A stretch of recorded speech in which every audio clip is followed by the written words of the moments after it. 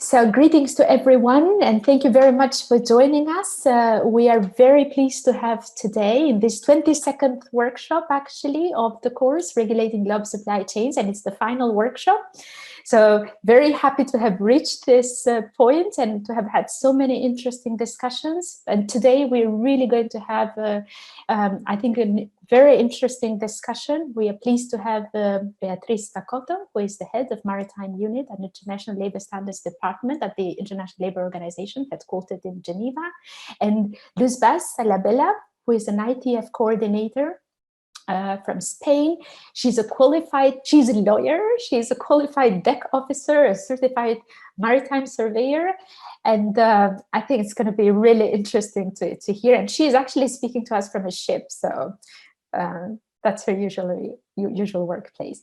And very happy to have today again Professor Mark Anner, Professor of Labour and Employment Relations and Political Science, and also director of the Center for Global Workers' Rights at Penn State University.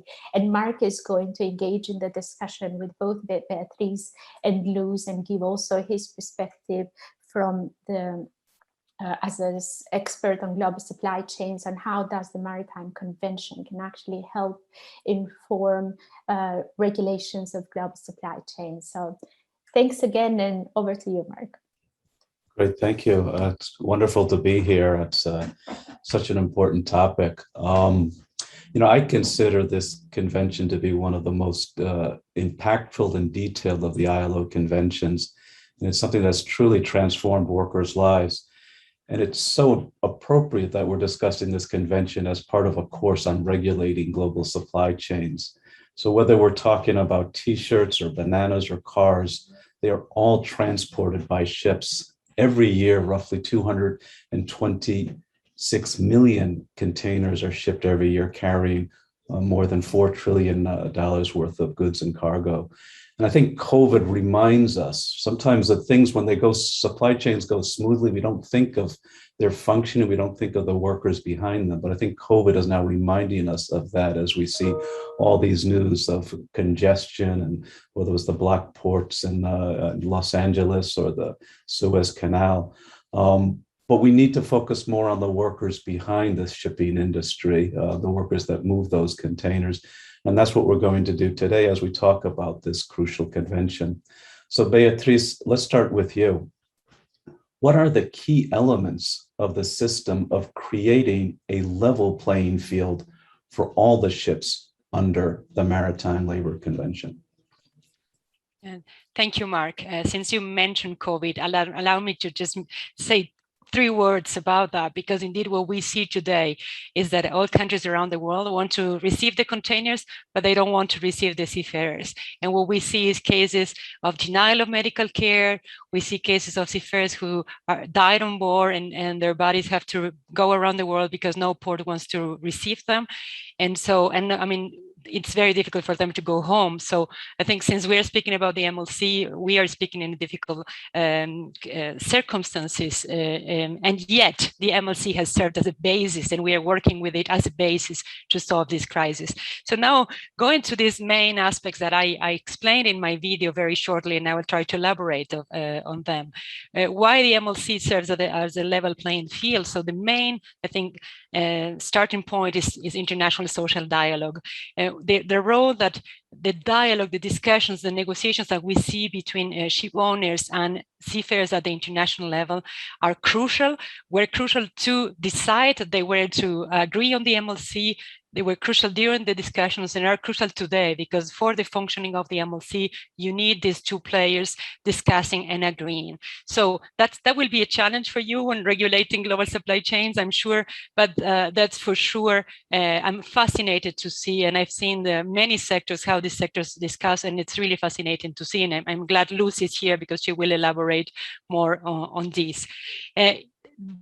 within the convention, there is also a very important role for trade unions and ship owners organizations that have to be consulted at every stage of the implementation of the convention. So that's also important in the daily life of the convention, I would say. Now, as I also mentioned, this question of the number of ratifications for the entry into force of the MLC, I think it's important to be taken into account.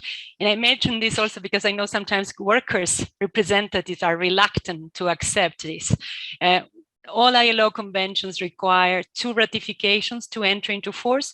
The MLC required 33 ratifications to enter into force, including the most important maritime nations. So not any 33 ratifications. This means in practice that, or meant, because the convention is now in force, that it was more work for everyone to get the convention in force. Having 2 ratifications is very easy. Having 33, it's really a lot of work. But then once the convention was in force, all the major players were playing with the same rules. And so if you are going to acquire new obligations and you're an important maritime country, you want to make sure that your competitor is also bound by the same rules. And this was acquired by this innovative system of higher threshold for ratification that I would certainly encourage for any instrument on global supply chains. Then this issue of having binding and non-binding provisions in the same instrument. I don't know if you've seen or if you had a look at the MLC, it's 100 pages. Why? Because you have a number of core principles that are binding, and then you have a number of core regulations that are guidelines that are in principle not binding, but that have to be taken into account when implementing the binding part. So it's really more than simply non-binding. Right? They have to be taken. The convention says the due consideration has to be given to this non-binding part. So why this is important, I believe, for any future regulation of other sectors is because this non-binding part is very detailed and it provides concrete elements for the national legislation on how to regulate this. So many governments have copy-pasted these guidelines that are non-binding in their national legislation, and therefore today they are they are binding, and they are the same for across the world. So in this idea of having a harmonious implementation across the world. So that there's no other ILO convention with that. In general, in ILO, we have conventions and recommendations, so binding separate from non-binding. Here they are together, and I think that's certainly an added value for the convention. Then this simplified process of amendment that is contained in the MLC, that is also unique.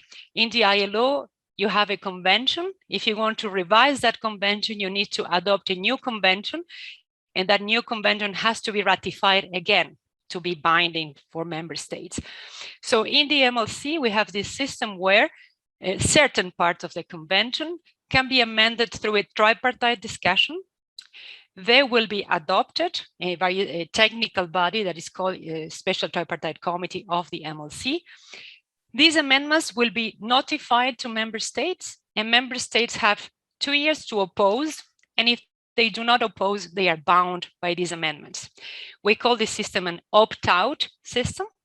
So in practice, this means that the large majority of countries is bound by these amendments. We don't need a new ratification. And since the entry into force of the convention in 2013, the convention has been amended 3 times already, 2014, 2016, 2018.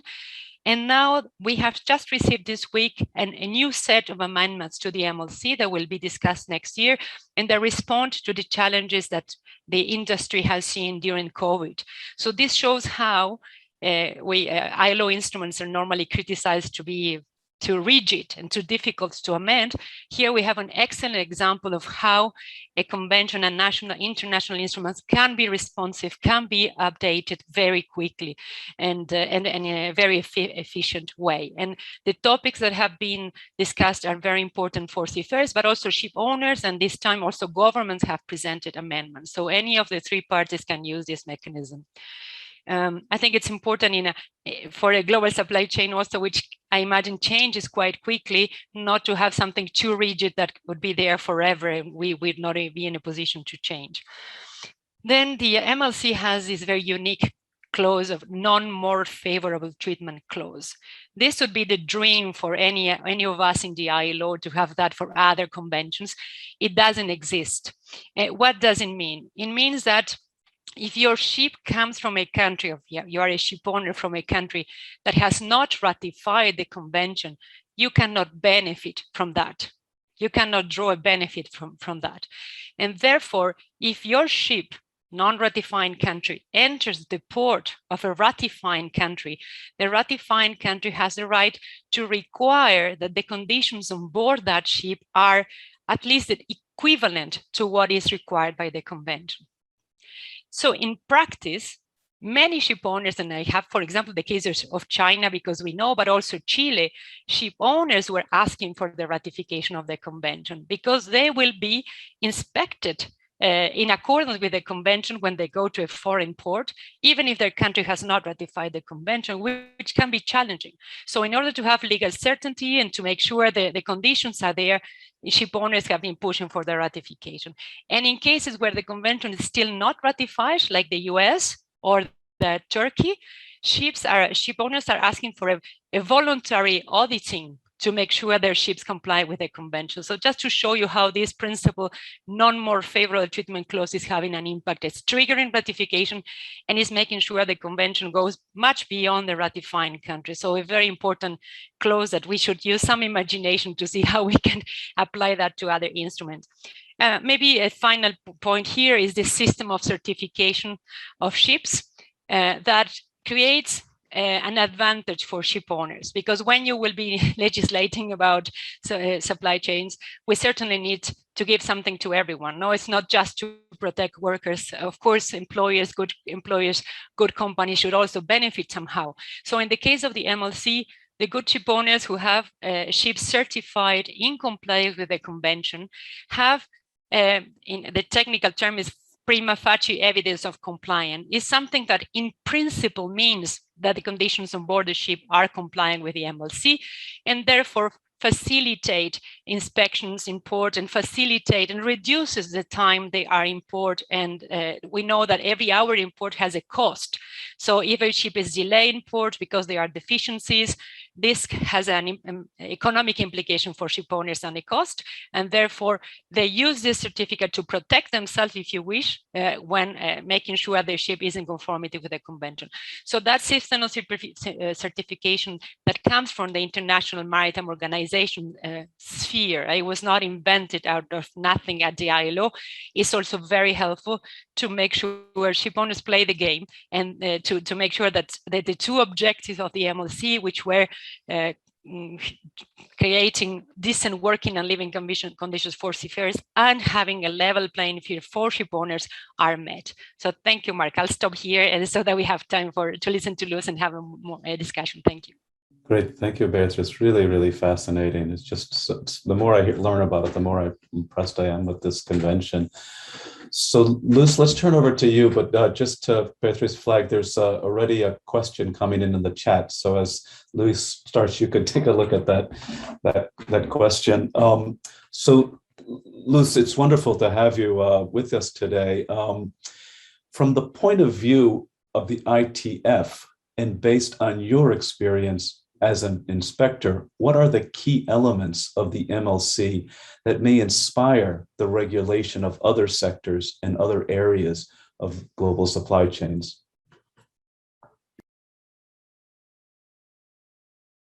You're on mute. You're on mute, Luz. Sorry, now it's working. Sorry. Thank you, Mark, and thank you for inviting us to participate in this interesting workshop. I will focus on the question from Evelyn later on, because I want to go to answer your questions. But before I go on deep with the answer, I would like to briefly let you know what the ITF is and what we, the ITF inspectors, do. As maybe some of you know, the ITF is the International Transport Workers Federation, and it's an international trade union federation founded in 1896. Our head office is in London. We represent around 8.5 million transport workers from almost 700 affiliates in 150 countries. We are organized in 8 industrial sections from different transports, but I belong to the maritime section, and I'm going to talk about this particular seafarers staff. In the maritime sector, we represent more than 910,000 seafarers at the world level through the collective bargaining activities that we develop. Our work is to ensure safe vessels and decent working conditions, making sure that the shipping industry is regulated in an efficient way. But we also want that the regulations are properly implemented and enforced. Our aim is to, as well, of course, as unions, as trade unions, is to raise the standards and attack the substandard shipping. And as inspectors, our main role is to help crew in distress when they come to our ports. We do it regardless of their nationality and the flag of the ship. We, the IDF inspectors, are based in the main ports, main port areas, let's say, around the world, and we inspect ships calling in our ports. We as well support the affiliates in signing IDF-approved agreements, normally on FOC vessels, flag of convenience vessels. I'm sure you are all familiar with the flag of convenience definition, when there is no any link between the nationality of the ship owner or where the control of the vessel is and the flight the ship flies. This was something described by the IDF from the very beginning.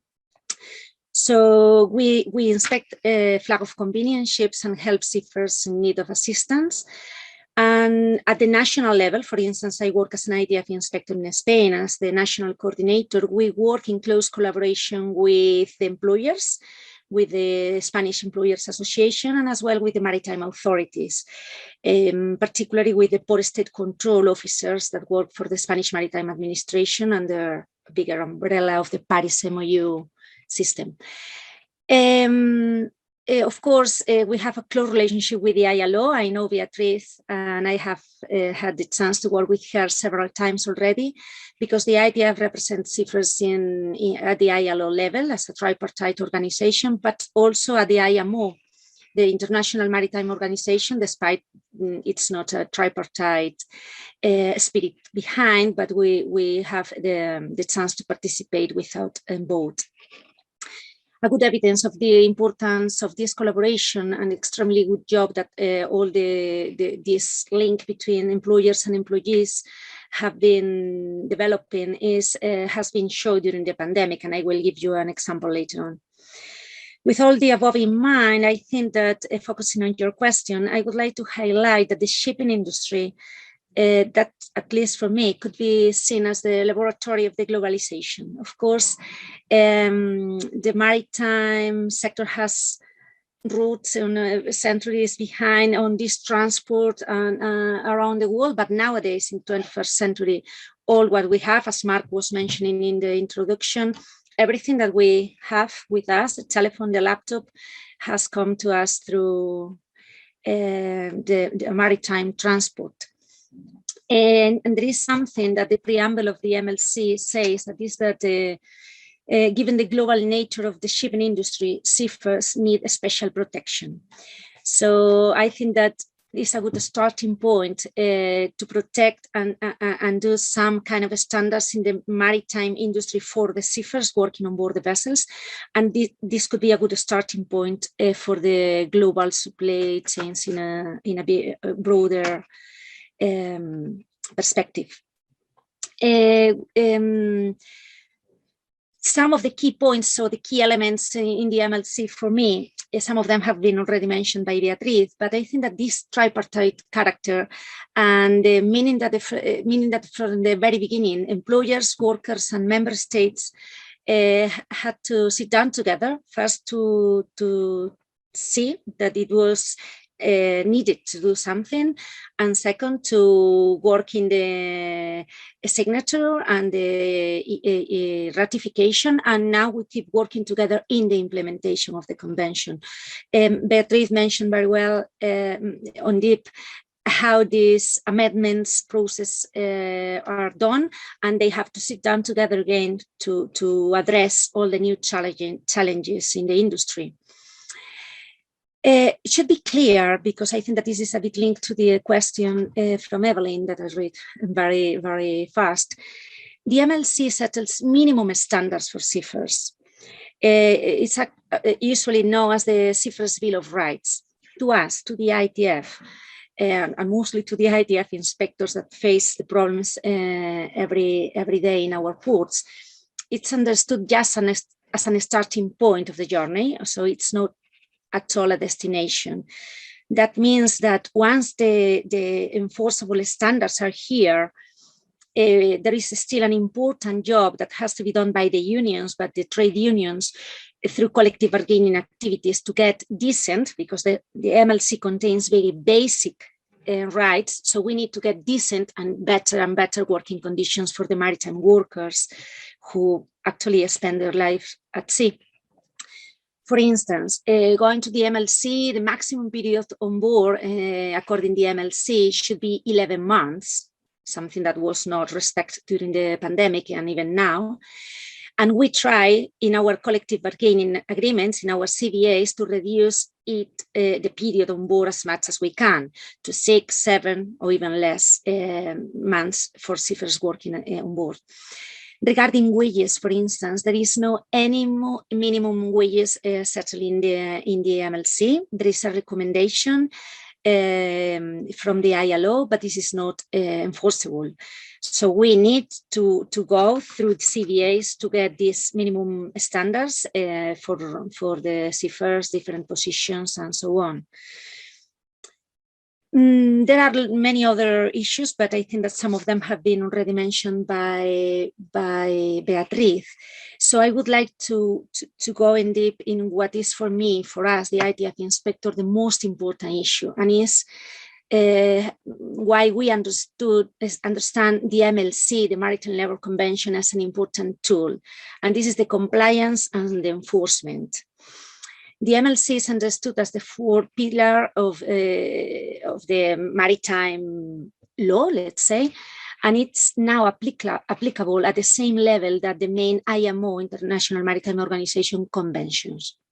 Before the MLC came into force, there were some international standards, but for safety, pollution, training, and so on. There was nothing to do with the labor or social aspects linked to the industry.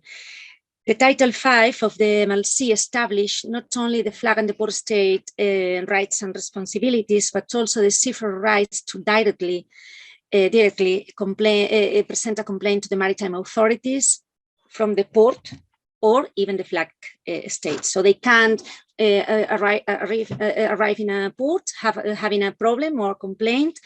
And of course, they normally do it through the ITF, calling ITF inspectors, but they could directly contact the port state, the maritime authorities in the port, or the maritime authorities in the flag states. It's clear that seafarers work on a floating workplace that moves from one country to another country, and the vessel and the workers are under many different jurisdictions and affected by many different laws. So it's essential that the seafarers have access to get advice and help when they are in distress in any port. And it's important they have a kind of umbrella, an international umbrella with minimum rights that are going to be respected worldwide, more or less. So let's say that we, the ITF inspectors, when receive the claims, can represent the interest of the seafarers with the maritime authorities of the port state and flag states in case. And of course, we also address the problems directly with the employers when we have the chance. Sometimes we represent seafarers' interest as well with the insurers, with the financial security provider that is as well in the MLC for abandonment and so on, but we are not going to be there on deep. I would like to give you an example that I think that highlights quite well how it was our life. I joined the ITF in 2006 and the MLC came in force in 2013, as Beatriz told us. And before the MLC and after the MLC, we had dramatic cases of abandonment of seafarers, as maybe you are familiar with this phenomena, which is still around. And as well, many cases of non-payment of wages, for instance. By the way, we still have many problems like those. For instance, I can tell you that in 2020, and no because of the pandemic, because it's more or less the average, we, the 140 inspectors from all over the world, recover up to $44 million of own wages to seafarers, even with the MLC. But before the MLC, when there was a problem in the port, the maritime authorities used to report us the problem. It was the harbor master, the port state control inspectors, look, you have a problem. So there was a ship with seafarers in distress without getting food, provisions, without getting wages, and it was an ITF problem. No one else was taking care of that situation. Nowadays, the labor problems and working conditions are as well under the scope of their responsibilities. Of course, as Beatriz explained, they don't go on board and inspect on deep all the working conditions with the prima facie condition of the documents. But if there is a problem and we identify the problem, we always can report the issue to the port state control, the port, and ask them to go on board, do a proper inspection in deep. And if there is an important breach affecting seriously to the seafarer rights, the ship can be detained. Before the MLC, there was no any way to detain the vessel with these big and important problems for the seafarers, and many times they had to declare themselves on a strike, risking their jobs. You know that seafarers normally contact us and present the claim when they are desperate. Even now with the MLC, and even now that they know, some of them, that they have the right to do so, they wait till the situation is desperate because they are afraid of all this blacklisting and all the pressure they are working with. So in general, despite the MLC's very basic convention, it has brought some light and a bit more transparency to the industry. And I think that it's also helping to raise awareness of the key role the seafarers are playing. And as Beatriz and Mark have mentioned, it's also contributing to set a level playing field. It's important for the employers as well to avoid all and to put out of the market to all this substandard shipping. So to conclude, I think that to me, the effective collaboration among the different sectors in the global supply chains and the exchange of knowledge, these kind of workshops, the exchange of experience as well, it's essential. A good example, for instance, as it was mentioned before, was during the pandemic when over 400,000 seafarers were stranded for many months over the contractual terms on the floating jails, the vessels. The ITF, together with the International Chamber of Shipping and International Maritime Employers Committee, and ILO, IMO, and other international agencies, launched an important campaign to request seafarers to be considered and treated, not just put in the name, but to be treated as well as key workers. We discovered at that time that even when we got several member states declaring seafarers essential workers and allowing them to go from and to the ship traveling through their territories, there were some charters, cargo owners, that were more willing to focus on the financial aspect, let's say, rather than in the human element. And they were including in their charter parties in the contractual terms with for the transport clauses avoiding or forbidding the crude chains to avoid wasting time in ports and delays in the trading area and so on. The ITF, ICS, and the other actors did a very good job when they joined efforts, and based in the MLC standard terms, were lobbying charters to make them understand the important role that seafarers play to the global population, to all of us, and the importance of respecting their rights, promoting their well-being, their health, and avoiding the forced labor and the slavery at sea, because it sounds pretty strong, but there are several cases, and I've been facing them with my eyes that are near the slavery in the 21st century. Thank you very much. Well, thank you, Luz, so much. That's so helpful, so insightful. It's such a rich convention in such a complex sector. Very, very impressive work with many challenges. Ed Learish, I turn over to you. Do you want to handle the next part, or do you? There's already the one question coming in. I don't know if folks want to raise their hand and also ask questions. We could start with that one question. Is that yes? So, Everline, are you connected? Do you want to maybe just read your question for all of us?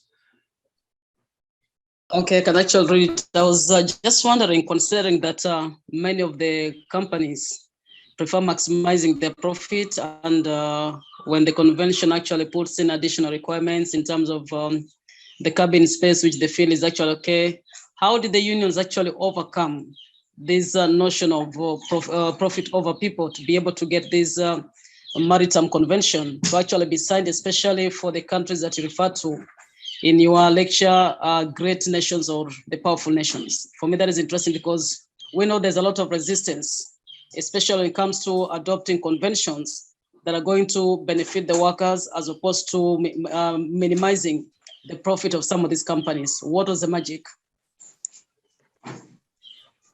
You, me? Well, I can, because I can start, and I think Luz already mentioned many of those elements, but I think the main issue here is the fight against unfair competition. That was the key, the standard, that was the flag of ship owners. And Ship mentioned to what we in the industry, they call substandard ships. So ships where you have situations of slavery, of wages are not paid, and we've seen in the reports of inspectors, because the ILO receives reports from inspectors.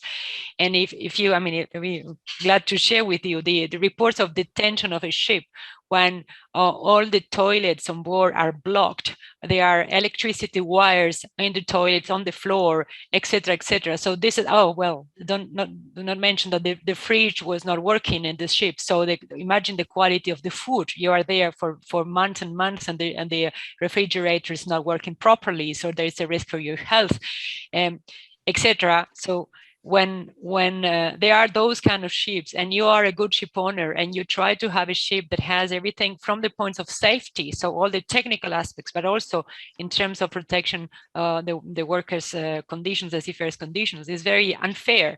So I think it's important also to mention that Luz said the ILO decided to regulate the condition of seafarers because of the international industry nature of the industry since the very beginning of the creation of the ILO. Since I said the ILO was created in 1919, and already in 1920 the ILO started adopting standards for seafarers. So throughout the years, the ILO adopted at least 70 ILO conventions and recommendations. And the situation before the MLC was that we had all these conventions that were very poorly ratified and didn't have a strong enforcement mechanism. So seeing that this was not working, and there was all this unfair competition for ship owners, it was a bipartite agreement that they called the Geneva Accord, the Geneva Agreement, because seafarers and ship owners seated together and they said, we have to do something. And they came with this idea of having a global instrument that would consolidate all those previous standards, consolidate, modernize, update, but more importantly, have an enforcement mechanism within the convention. And this is what Luz mentioned, referred to the Title V. So really the idea, and we see, this is why I see it surprising when we see these discussions between ship owner and seafarers, there is often this idea that they are on board the same ship, in the sense that the ship owner has he wants his ship to sail safely until the next port, and for that seafarers have to have good conditions. Otherwise, there are risks of accidents, risks of delays, etc. good ship owners know that, and they try to protect that. And by creating these very strong rules, they were also protecting themselves to avoid this unfair competition. So I think maybe there are many others. And there's also, of course, the fact that the ITF is, that seafarers have a very strong representation at the international level.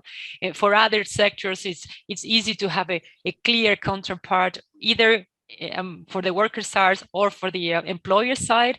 Here, the International Chamber of Shipping plays a key role, and the ITF plays a key role, and these very strong partners discuss and agree together. So I think that the magic this is why I think, go back to that. The magic was social dialogue. The magic was understanding that there is a common interest in having ships sailing safely and having seafarers with good working conditions.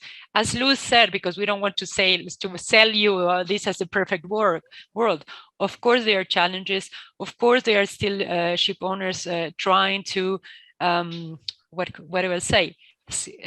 Buy an MLC certificate or try to disguise the conditions. There are many tricks, of course, going on, but the mechanisms are there within the MLC, but also within the ILO supervisor mechanism to address those challenges.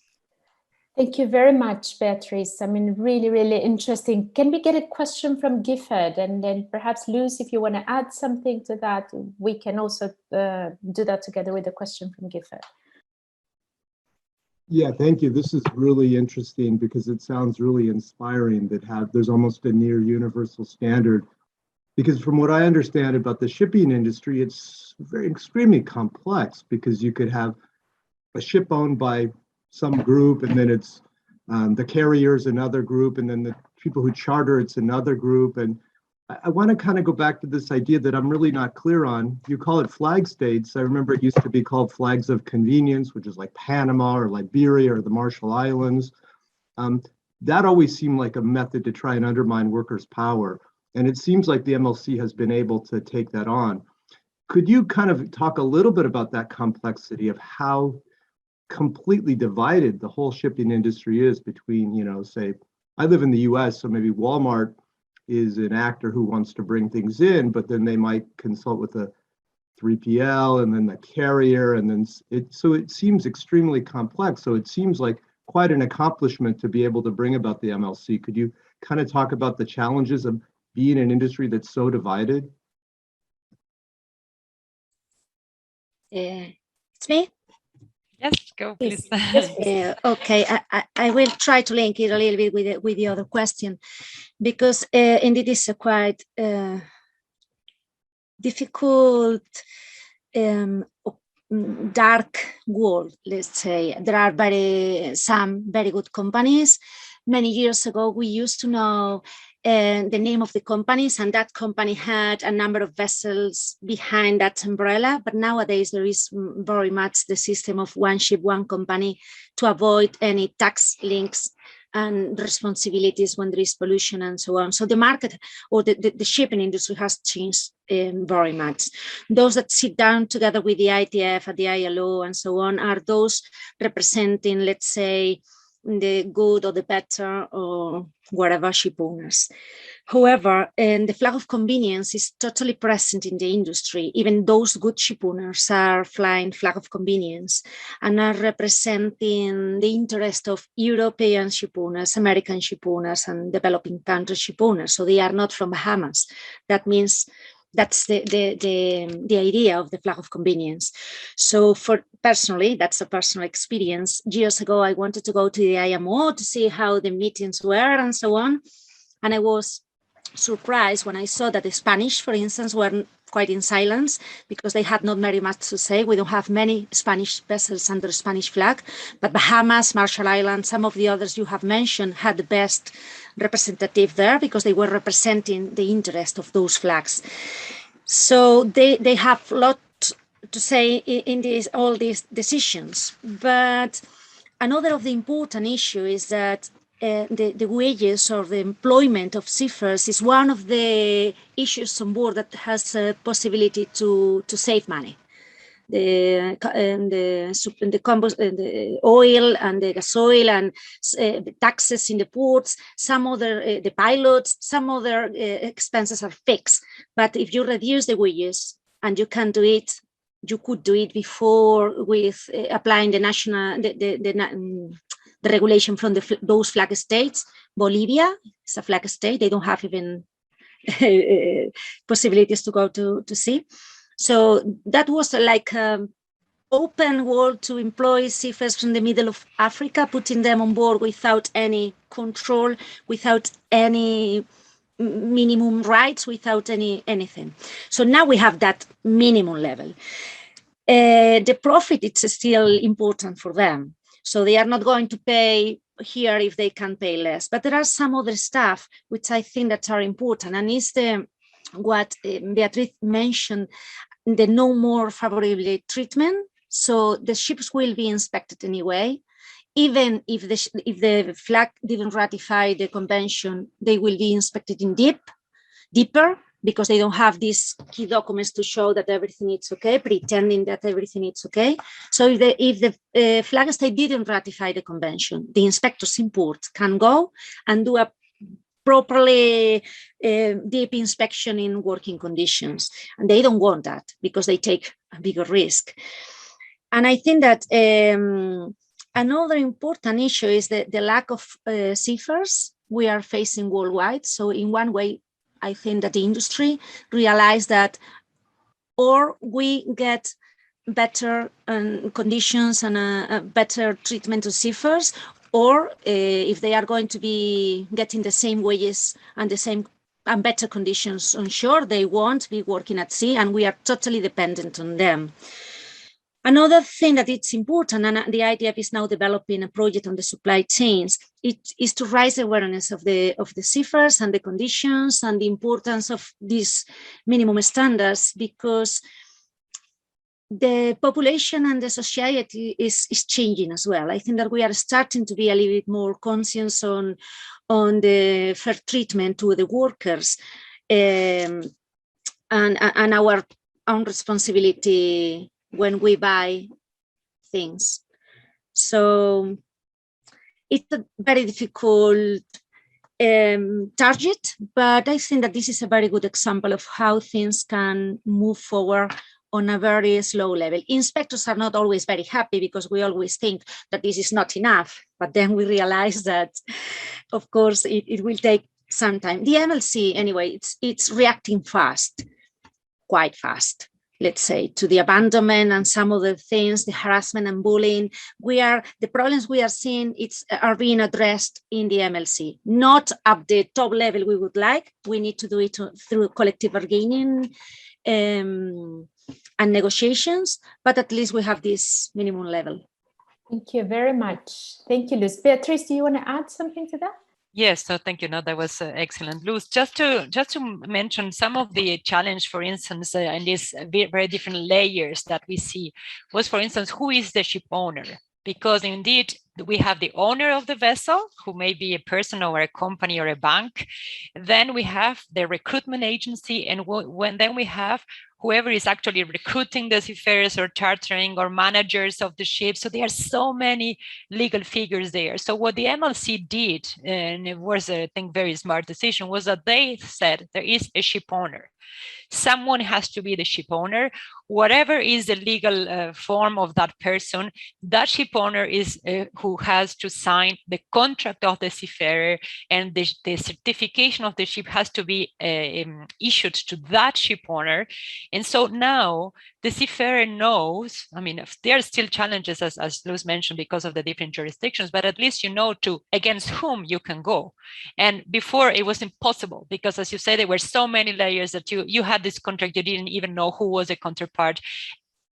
On top of it, seafarers didn't necessarily have a written contract. So for instance, now one of the key pillars of the MLC is that seafarers have to have a written contract signed by the ship owner or someone on behalf of the ship owner.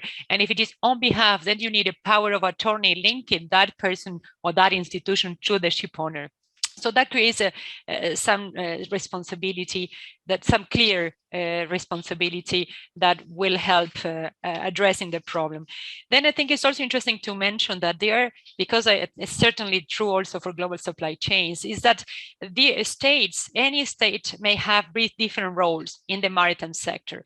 Flag state is when the ship is registered in your country. That's what we call flag state. Port state is when a ship enters your port. And then we also have labor supplying states that are countries providing the seafarers. And the MLC distinguished these three responsibilities and allocate specific obligations to these states. So some countries, let's say China, is of course a very big flag state, very big port state, and very big labor supplying states. But others will only be labor supplying. Let's take Myanmar, it's mainly a labor supplying country. So the governments and then the convention will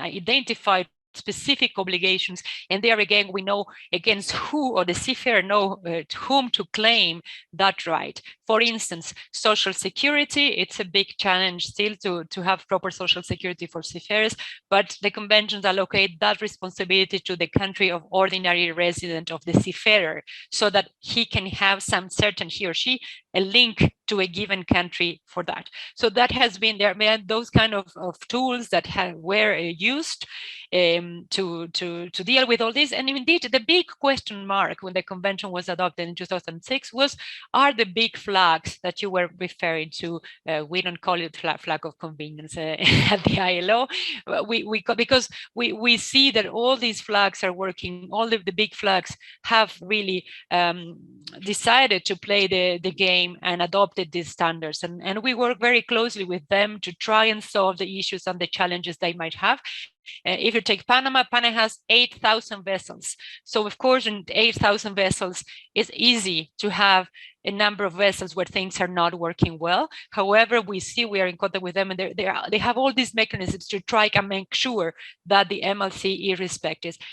Because ship owners do not want detentions. Again, detentions have a cost. So when a ship is detained in a foreign port, or is, as I said, prevented to sail until a deficiency is corrected, this is the terminology inspectors will use, that has an economic impact, and ship owners will try to avoid all that. So there are many complexities. Also, or one additional element is the role of some private companies that inspect ships. They are called recognized organizations. And this is, again, it's a very old system. I come from labor law. I was like, how does it work? You have private companies that are paid by the ship owner inspecting your ship. It was a total mystery to me. How does it work? But it works. Again, because ship owners do not want their ships delayed or detained. And if you have a bad auditor, then your ship comes to a port here in Europe, and it will be detained, or it will be sanctioned, and that has really economic repercussions. So you better have a good inspector that will make sure things on board are properly organized, so that you don't have problems when you are inspected in a foreign port. So that there are a lot of things that have been working also for many years. So of course, when we look at other sectors, we can get inspiration from these mechanisms, but we cannot assume that they will be created for other sectors, like from one day to the other, but certainly can serve as the basis for discussion. Thank you very much, Beatriz. Really, really interesting insights. There is a question on the comment box from Ilan. Ilan, do you want to take the floor? Yeah, thanks. So I was just wondering, because it sounds like there's a really good system of financial incentives and economic benefits, because if there isn't, if the ship isn't compliant and they get held up at the port, and like you said, that the companies will, are pushing or advocating to their countries to ratify the MLC. And also just now, when you talked about the auditors as well, there's also an incentive there for auditors to do a good job. But I'm just wondering then, why are there some countries that still haven't ratified the MLC when there's so many sort of immediate economic impacts or financial impacts? And you mentioned the US and Turkey, for example, or are there any others? And are there some systemic barriers, or what is the pushback from these countries? Well, that's a tough question. No, for some countries, let me mention Ukraine. Ukraine is one of the more important labor providers, labor supplying countries, and it's been more, I would say, political changes than anything else, because they are trying to ratify. They are working very hard on the ratification of the convention. So that will come now. Even this year, we've been working with them in assisting in drafting the necessary legislation to ratify the convention, and at the same time have the legislation in place. In the case of Turkey, for instance, we've also been working with them very closely, is that sometimes the maritime authorities, the maritime actors, do not get the necessary attention from the other national authorities who are in charge of ratifying the conventions. And that another case, Mexico, we've heard from the maritime authorities, please, we need to ratify these conventions, but for political reasons, the country has other priorities and they do not manage to convince them. We are working on that. We know they are working, and this will take place soon. The US is doing everything that is required by the MLC, but has not ratified by a reason that is very important. I mean, that I don't know if I should mention here, but is that for some reason the private auditing that was conducted in the US for ships was accepted by European ports as a valid, as an equivalent certificate to the MLC. So for some reason, the European ports in particular decided to accept that document that is not a proper MLC certificate because the country has not ratified the convention as a valid equivalent document to the MLC. And I'm sure that was the main reason why.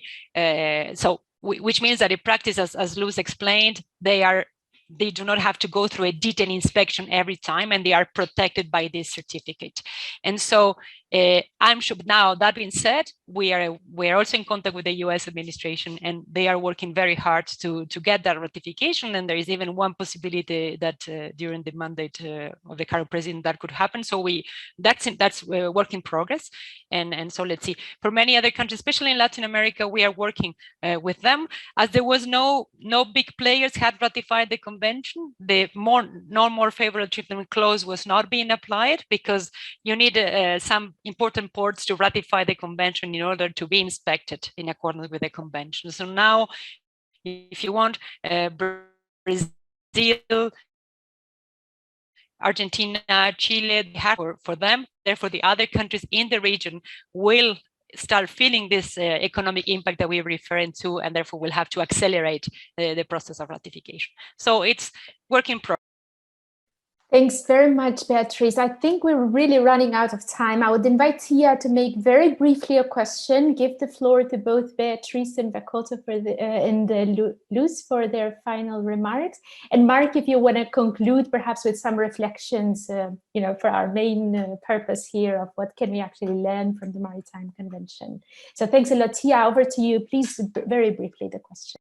Yeah. Thank you.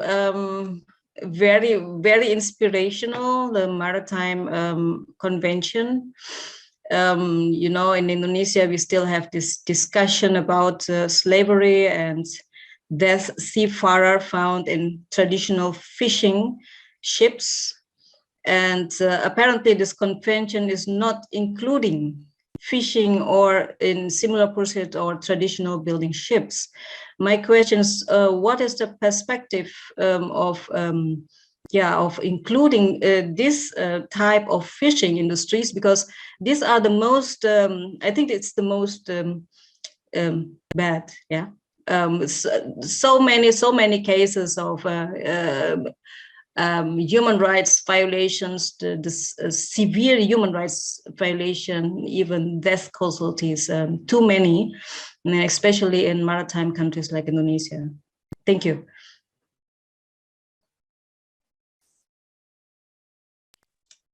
Yeah, I think I can go, and Luz has a lot to say on that because she has that very close to her heart. So indeed, the MLC excludes fishing vessels from its scope of application. However, there is another convention, Convention 188 on working fishing, that provides minimum protection for fishers. So this convention We have to say it, and we face the kind of challenges you were referring about, how tough it is to regulate international industries. It was very tough to adopt it, this Working Fishing Convention. It has normally the discussions at the ILO are 2 discussions. This has had to have 3 discussions because it's very difficult to obtain the necessary consensus around the provisions. The provisions are very minimal. If you compare the MLC with Convention 188, the rights unfortunately, the rights for fishers are much lower, in the sense that there is much less detail about the content of the rights. And another problem is a very low rate of ratification. I think we have 14 ratifications now, 15, sorry, I don't have the list, but it's still very low.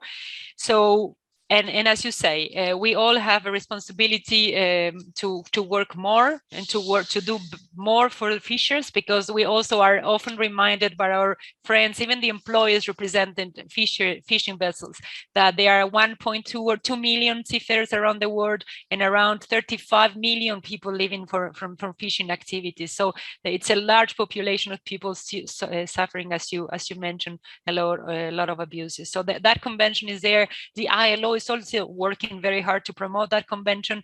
We are finding more resistance, but the things are improving. Thailand recently ratified this convention, and several European countries, also Senegal, Portugal, big countries that have fishing interest, have ratified this convention, and we trust we will continue working to get that ratified and implemented, so that we can also improve the conditions of fishers' rights. Thank you for that question. I think it's also very important to mention them. Thank you.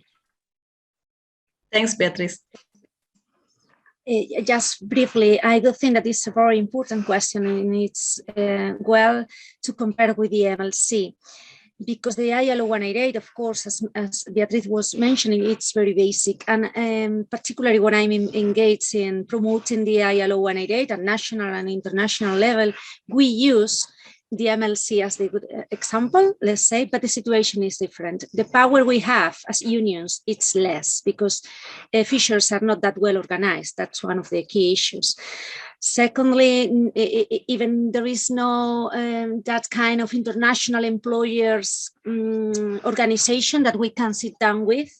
So this has been a barrier to do that. When it's very, very important, believe me, I've been in your country, and I've been in some other Asian countries and helping fishers in distress in Spain. And even in Spain, being a big or an important fishing country, has been delaying the ratification. I don't know exactly why, because we have been working on that. We got the agreement, yes, and that, but sometimes it's because there is not at that top level of interest in the national political game, let's say. So I do hope, 19, I do hope the convention is going to be ratified soon, despite it's very, very basic and elemental.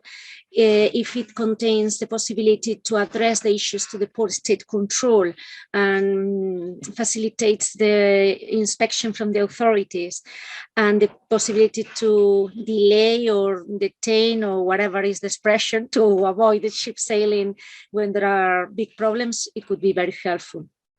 Thank you. Thank you very much. We have a question from Ian. I think it's a bit too late now. So Ian, if you could either send the question to me and I'll send it back to Beatriz and Luz, or post it in the platform and we'll post then the response there. But I'll give it over to Mark to conclude now.